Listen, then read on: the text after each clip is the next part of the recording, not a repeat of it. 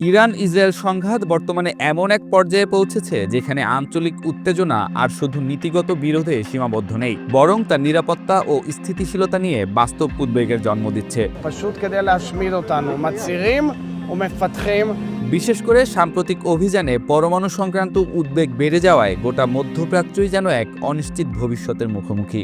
এমন অবস্থায় Iran Israel সংঘাত নিয়ন্ত্রণে আনতে ঐক্যবদ্ধ হয়েছে মুসলিম বিশ্বের ২১টি দেশ। নেতৃত্বে রয়েছে কৌশলগতভাবে গুরুত্বপূর্ণ মিশর। وتثمين دور سلطنة عمان الشقيقة في هذه المحادثات। এই দেশগুলো এক অভিন্ন বিবৃতি দিয়েছে, যেখানে শুধু শান্তিপূর্ণ সমাধানের আহ্বান জানানো হয়নি, বরং মধ্যপ্রাচ্যে পারমাণবিক কার্যক্রম নিয়েও উদ্বেগ প্রকাশ করা হয়েছে।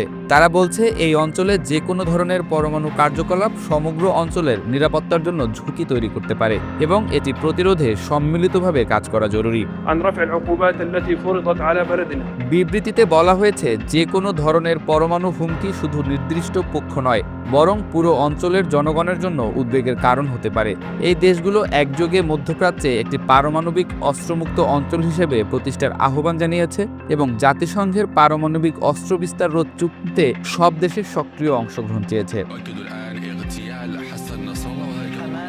এই জোটে অন্তর্ভুক্ত দেশগুলো হলো Algeria, Bahrain, Brunei, Comoros, Djibouti, মিশর, Gambia, Iraq, Jordan, Kuwait, Libya, Mauritania, Oman, Pakistan, Qatar, Saudi আরব, সুদান, সোমালিয়া, তুরস্ক ও সংযুক্ত আরব আমিরাত। এদের ভৌগোলিক অবস্থান উত্তর আফ্রিকা, মধ্যপ্রাচ্য, উপসাগরীয় অঞ্চল ও দক্ষিণ এশিয়ার বিস্তৃত অঞ্চল জুড়ে ছড়িয়ে রয়েছে, যা এই অবস্থানকে করে তোলে আরও গুরুত্বপূর্ণ। وصولا إلى إنهاء المرحلة الحالية। আন্তর্জাতিক অঙ্গন থেকেও এই সংকট নিয়ে উদ্বেগ প্রকাশ করা হয়। কানাডায় অনুষ্ঠিত G7 সম্মেলনে ফ্রান্সের প্রেসিডেন্ট ইমানুয়েল ম্যাক্রো জানান, যুক্তরাষ্ট্র ইতোমধ্যে শান্তি ও সংযম নিশ্চিত করতে একটি কূটনৈতিক প্রস্তাব দিয়েছে। তিনি বলেন, এই মুহূর্তে সবচেয়ে বড় প্রয়োজন হলো বেসামরিক নাগরিকদের সুরক্ষা নিশ্চিত করা এবং সংঘাত নিয়ন্ত্রণে আনা। ম্যাক্রোর মতে, ইরান ও ইসরায়েলকে অবশ্যই অবিলম্বে সংযত আচরণ করতে হবে। সংঘাত যত দীর্ঘস্থায়ী হবে, ততই আন্তর্জাতিক স্থিতিশীলতা ঝুঁকির মুখে পড়বে। তাই কূটনৈতিক প্রচেষ্টাই এখন একমাত্র বাস্তব সমাধান হতে পারে। বিশ্লেষকরা বলছেন, বর্তমান পরিস্থিতিতে যুদ্ধ নয়, বরং মধ্যস্থতা ও সম্মিলিত কূটনৈতিক উদ্যোগই একমাত্র পথ।